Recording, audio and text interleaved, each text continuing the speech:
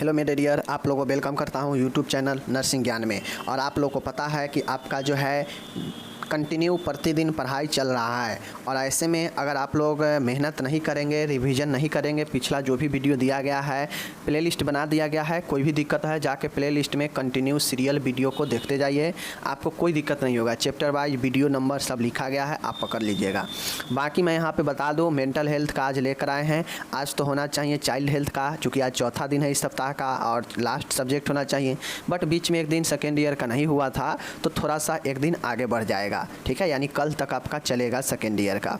आज mental health है। Mental health का यूनिट नंबर 4 से यह प्रश्न लिया गया है और यूनिट नंबर 4 का नाम है TNPR। मीन्स मैं आपको पढ़ाया था थेरेप्यूटिक नर्स पेशेंट रिलेशनशिप, मतलब उपचारात्मक नर्स मरीज संबंध, ठीक है। और यह वीडियो नंबर 11 है। तो इस चीज़ को ध्यान में रखिए और ये जो क्वेश्चन पढ़ाने जा रहे हैं अपने आप में बहुत ज़्यादा महत्वपूर्ण है, ध्यान से समझिएगा, ठीक है। चलिए, मैं आपको पहले ही बता रखा हूँ कि TNPR होता क्या है, ठीक है ना। इसके ऊपर मैं विशेष से चर्चा कर चुका हूँ कि TNPR क्या है, TNPR का क्या विशेषता होता है, इसका क्या उद्देश्य होता है, बताइए। तो ये हम पढ़ा चुका हूँ, इस पर डिस्कस करने की ज़्यादा ज़रूरत नहीं है। बाकी मैं सीधा बता देता हूँ कि TNPR थेरेप्यूटिक मतलब उपचारात्मक, नर्स मतलब नर्स, पेशेंट मतलब मरीज, और आर रिलेशनशिप मतलब संबंध, मतलब एक ऐसा संबंध जो नर्स और मरीज के बीच बनता है उपचार के लिए, उपचार के उद्देश्य से, ठीक है।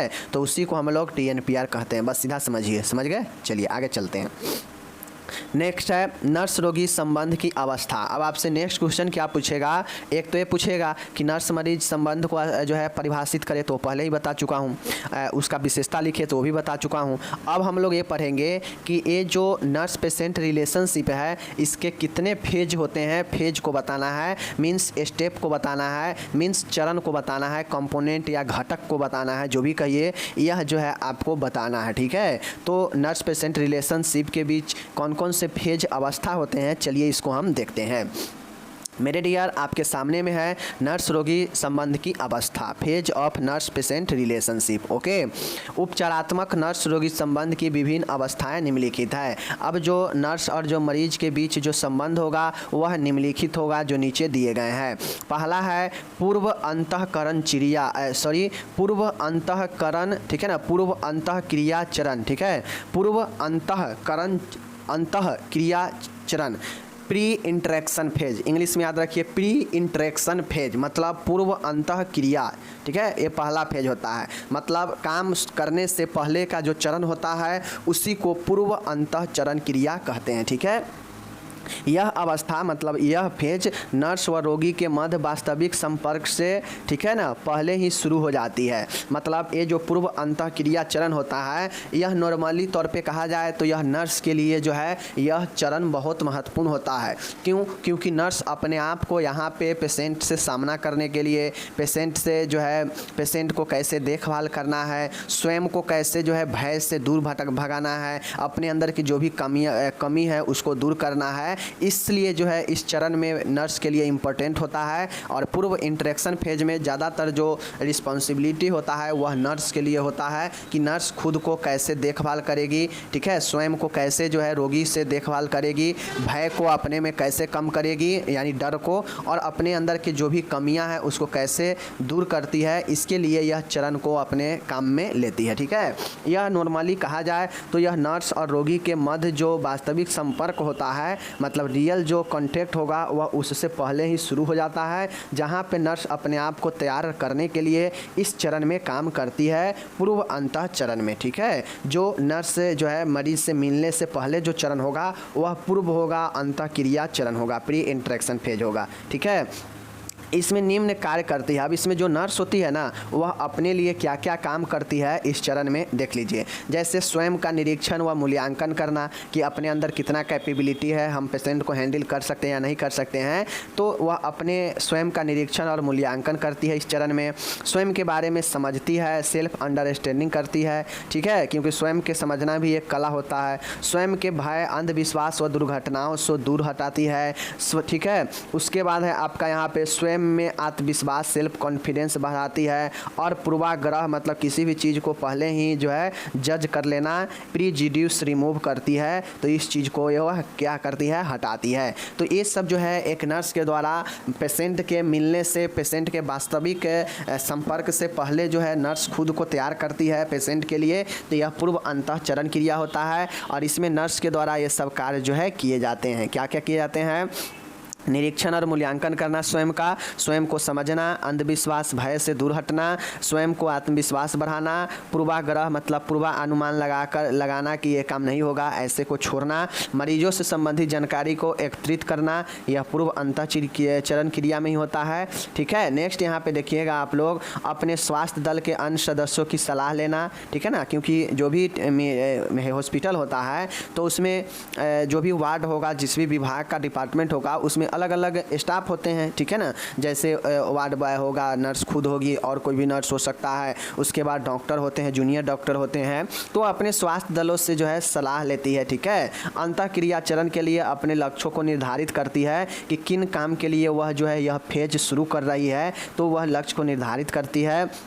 अपनी संप्रेषण कला में सुधार लाती है, क्योंकि ये जो TNPR होता है ना, यह TNPR कम्युनिकेशन बेस्ड होता है। कम्युनिकेशन जितना बढ़िया होगा, संचार जितना भी बढ़िया होगा, कौशल उतना ही बढ़िया यह TNPR होगा। ठीक है, स्वयं को मानसिक रोगों की देखभाल हेतु तैयार करती है और यही सब जो है काम जो है प्री इंटरेक्शन फेज में होता है, पूर्व अंतःक्रिया में होता है। ठीक है, तो पहला चरण खुद के लिए नर्स के होता है, जहाँ पे वह खुद के मेंटली, ठीक है ना, सभी चीज़ों से तैयार करती है। ओके, चलिए दूसरा चरण है और दूसरा जो फेज होगा वह है ओरिएंटेशन फेज, परिचय चरण। परिचय चरण का मतलब होता है ओरिएंटेशन फेज मतलब परिचय चरण। यहाँ पे होता है कि इस चरण में जो नर्स व जो रोगी होती है उसके मध्य में परिचय होता है, परिचय करवाया जाता है तथा नर्स रोगी से संबंध स्थापित करने के लिए मंच तैयार करती है। नर्स को शुरुआती अवस्था में निम्न बातों का ध्यान रखना चाहिए। मेरे dear, orientation pre interaction phase के बाद, चूँकि प्री इंटरेक्शन में नर्स खुद को ज़्यादातर देखभाल भय से दूर करने के लिए, अपने आप को आत्मविश्वासी ये सब बनाने के लिए खुद को तैयार करती है, तो वह ज़्यादातर प्री इंटरेक्शन जो है न रोगी से मिलने मतलब रोगी से वास्तविक संपर्क से पहले का चरण होता है। ठीक है, अब दूसरा जो चरण होता है, यहाँ पे रोगी नर्स से मिलता है। ठीक है, मिलेगा तो परिचय चरण में परिचय होता है नर्स और रोगी के बीच में। ठीक है, परिचय करवाया जाता है और नर्स रोगी से जो है संबंधी स्थापित करने के लिए मतलब ये TNPR स्थापित करने के लिए इस ओरिएंटेशन फेज में ही एक मंच तैयार करती है। ठीक है, नर्स को शुरुआती अवस्था में कुछ बातें होता है जिसको ध्यान में रखना चाहिए परिचय में। ठीक है, परिचय चरण में चलिए देखते हैं क्या क्या है। नर्स को रोगी के मध्य विश्वासपूर्ण संबंध को स्थापित करना चाहिए। अब परिचय इस प्रकार से करें कि जो संबंध स्थापित हो हमारे नर्स और रोगी के बीच में वह एक विश्वासपूर्ण हो। ठीक है, चलिए रोगी को प्रति आदर व देखभाल के दृष्टिकोण प्रदर्शित करें। अब एक मानसिक रोगी को आप क्या कर रहे हैं, देखभाल करने जा रहे हैं, उससे परिचय कर रहे हैं, तो आपको उसको प्रति देखभाल का दृष्टिकोण दिखाना होगा। ऐसा नहीं है कि बहुत ज़्यादा रूडली, बहुत ज़्यादा आक्रामक आप उसके प्रति रवैया अपनाएंगे, ऐसा नहीं करना है। ठीक है, रोगी पर शुरुआत में विशेष किसी भी शीर्षक वार्तालाप हेतु दबाव नहीं डालिए। अब ये बात को आपको ध्यान रखना चाहिए कि यह जो है ओरिएंटेशन फेज है और ओरिएंटेशन फेज का मतलब होता है कि परिचय चरण। तो यहाँ पे आप मरीज पर किसी भी चीज़ के लेकर विशेष दबाव नहीं डाल सकते हैं। इस चीज़ को ध्यान रखना चाहिए कि मरीजों पर अनावश्यक दबाव डालने से बचना चाहिए। ठीक है, चलिए नर्स द्वारा यह पता लगाना चाहिए कि रोगों से सहायता की आवश्यकता, रोगी की रोगों को सहायता, रोगी होगा यहाँ पे, रोगी सहायता की आवश्यकता क्यों हुई है, रोगी को सहायता की आवश्यकता क्यों हुई है। मतलब नर्स को ये भी चीज़ का फाइंड करना चाहिए कि आखिर मरीज हमारे पास क्यों आया है, इसे आवश्यकता की ज़रूरत क्यों पड़ा है। ठीक है, जानेंगे तब ना पता चलेगा, तो ये चीज़ को जानना चाहिए। ये भी चीज़ समझ गए।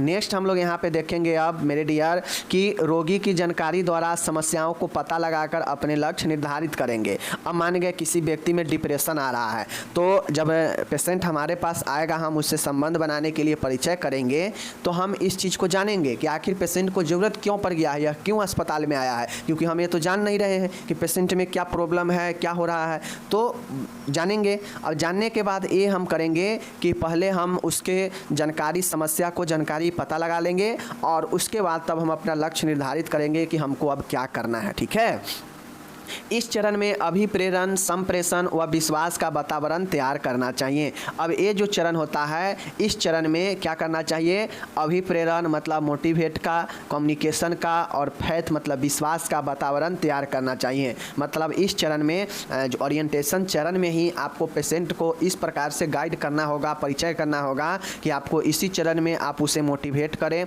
ठीक है, इसी चरण में उसे कम्युनिकेशन अच्छा से करें और अच्छा विश्वास जो है उसके बीच में बना ले, ऐसा वातावरण तैयार करना चाहिए। तो यह दूसरा फेज आपका परिचय चरण हो जाता है समाप्त यहाँ पे। अब हम लोग तीसरे चरण की ओर चलते हैं। तीसरा चरण के नाम है वर्किंग या थेरेप्यूटिक फेज। अब यहाँ जो होगा वह चिकित्सकीय चरण होता है, जहाँ पे चिकित्सक संबंधी कार्य होते हैं जो डॉक्टर पूर्ण करते हैं। ठीक है, तो यह तीसरा चरण यहाँ पे कार्य किया जाता है, जिसके लिए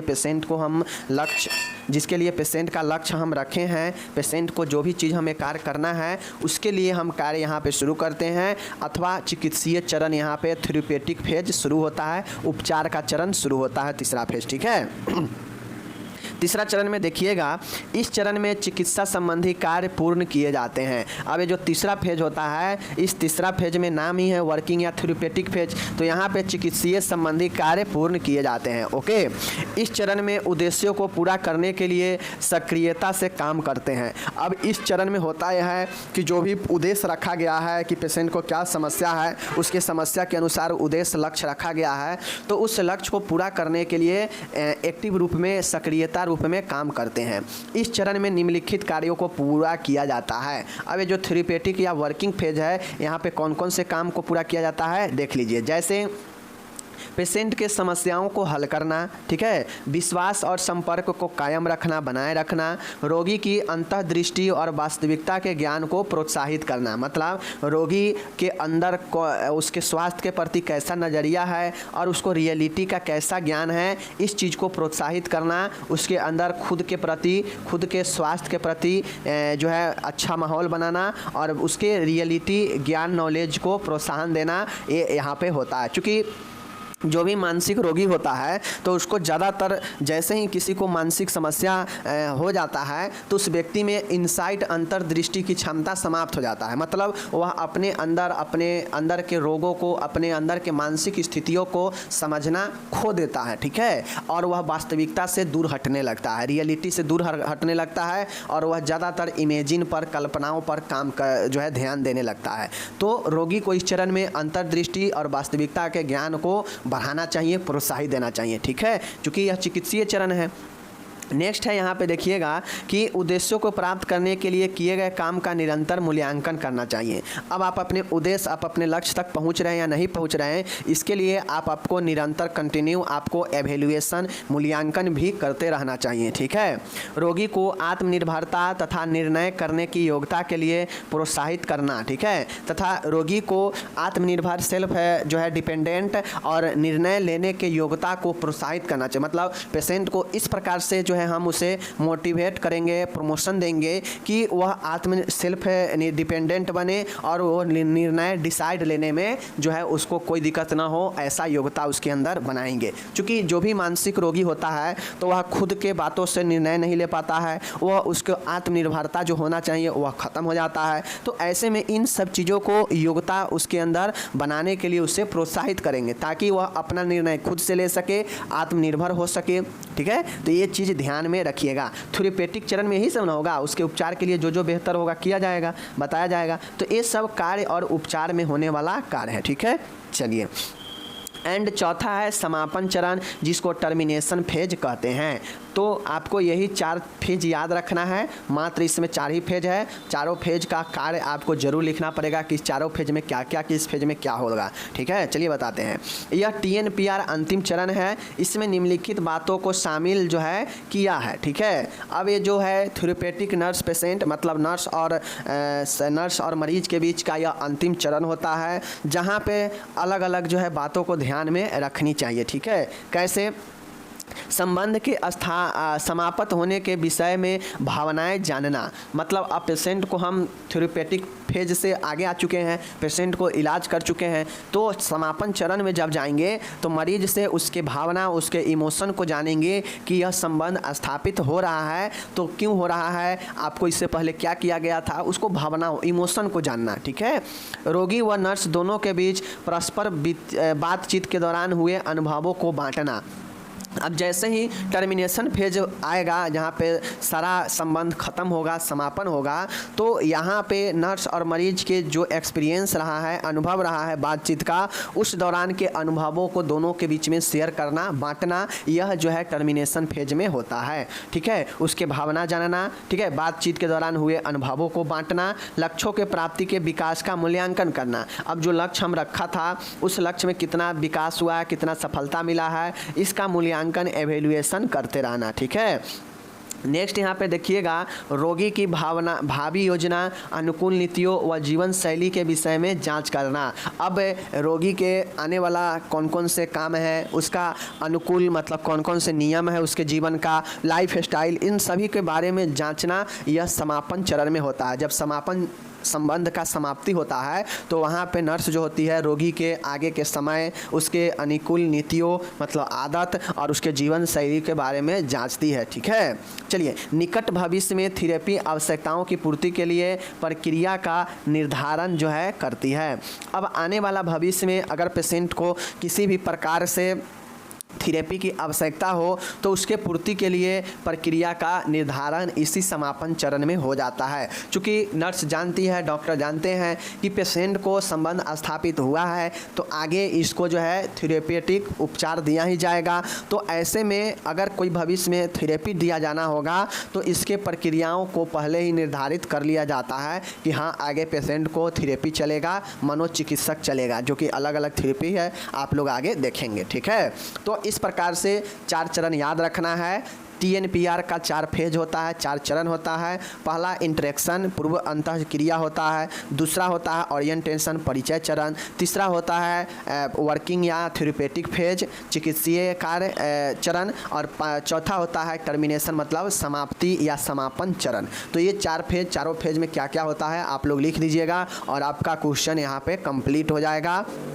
ठीक है, अब यहाँ पे मैं आपको ये कंप्लीट बता दिया, चरण हो गया समाप्त। यहाँ पे इंग्लिश दिया गया है। इंग्लिश वाले जितने भी मेरे डियर है, एक बार आप हिंदी समझ लिए तो इंग्लिश ज़रूर से ज़रूर समझिएगा। अगर आप पढ़ते हैं इंग्लिश में तो 1 बार 2 बार कम से कम ये PDF को पढ़िएगा। PDF एकदम ईजी लैंग्वेज में दिया जाता है। ठीक है, चलिए, तो सारा का सारा देख सकते हैं आपके सामने में टोटल जो है इंग्लिश से हिंदी सब दिया गया है, तो टेंशन लेने की ज़रूरत नहीं है। ठीक है, चलिए, अब हम लोग आ गए यहाँ पे एक अलग क्वेश्चन बनता है। देखिए, क्वेश्चन आपसे कैसे पूछता है।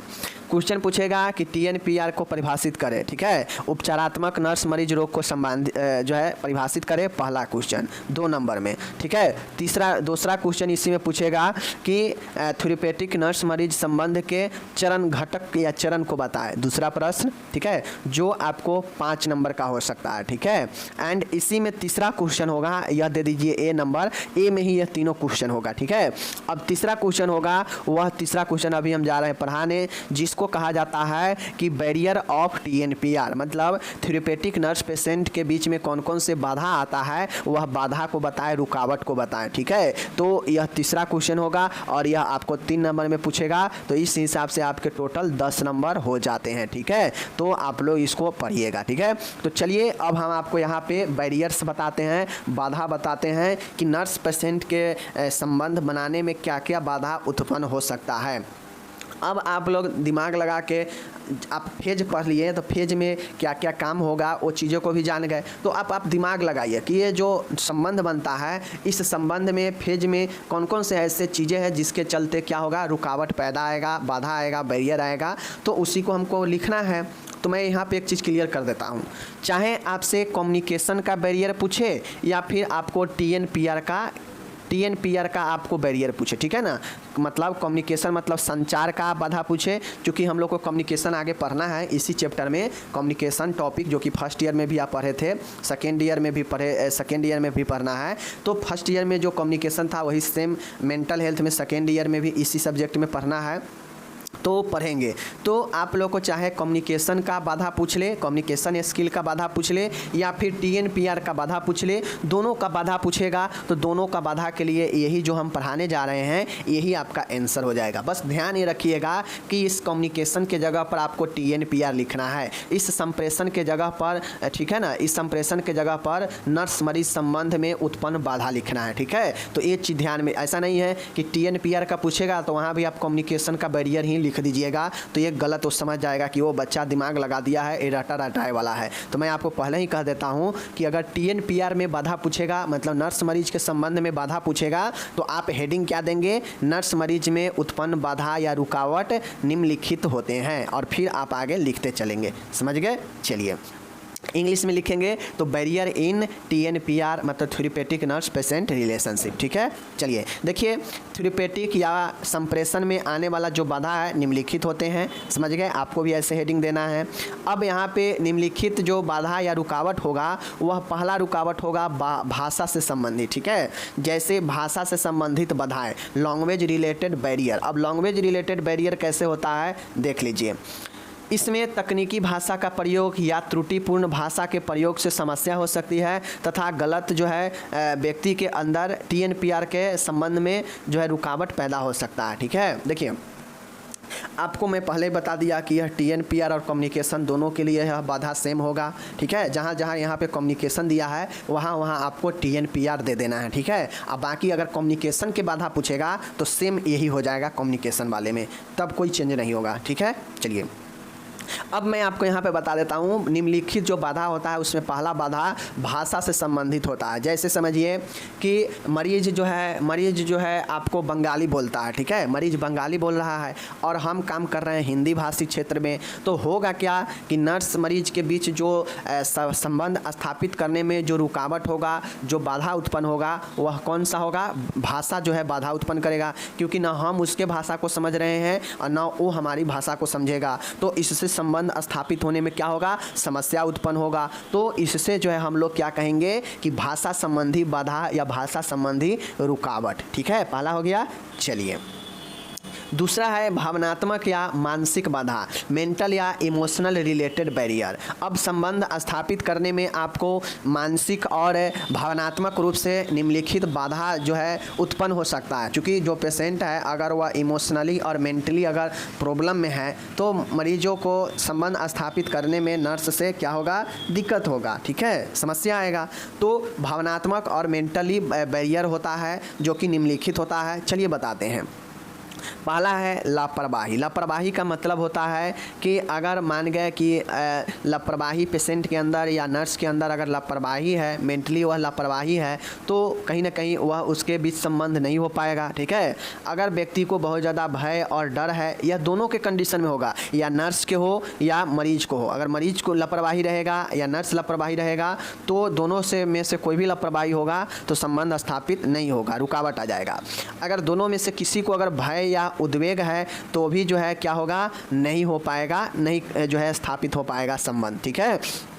इमेच्योरिटी, अगर अपरिपक्वता है तो यह भी जो है रुकावट पैदा करेगा। कमज़ोर है वह भी रुकावट पैदा करेगा। चिंता, ईर्ष्या और क्रोध है तो यह भी जो है संबंध नहीं होने देगा। विपरीत विचारधारा, मतलब दोनों के बीच में, नर्स और मरीज के बीच में, दोनों के बीच में अगर अपोजिट विचारधारा, अगर थॉट अगर नहीं मिल रहा है तो आपको संबंध नहीं बनने देगा। तो ये सब है भावनात्मक और मेंटली जो है आपके प्रभावित करता है समस्या जो है संबंध स्थापित करने में, ठीक है। तो यह आपके कम्युनिकेशन में भी पूछे तो यही चीज़ को लिखना है, टीएनपीआर के बाधा पूछे फिर भी यही लिखना है, ठीक है। चलिए तीसरा यहाँ पे देखिएगा अन्य बाधा अदर बैरियर्स है। अदर बैरियर्स का मतलब होता है कि कुछ अन्य रुकावट या बाधाएं होगा जिसके कारण संबंध स्थापित नहीं होगा।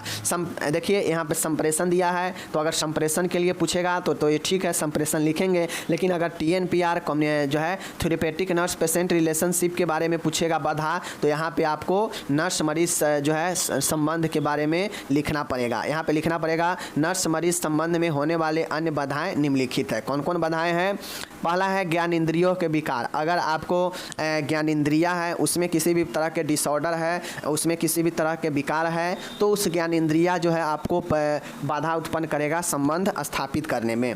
कम्युनिकेशन संचारों की माध्यम की कमी। अगर कम्युनिकेशन स्किल बेटर नहीं होगा तो क्या होगा कि जो मतलब बातचीत करने का जो तकनीक होगा, जो माध्यम होगा, अगर बेहतर नहीं होगा दोनों के बीच में, तो संबंध स्थापित नहीं होने देगा। बात सही है।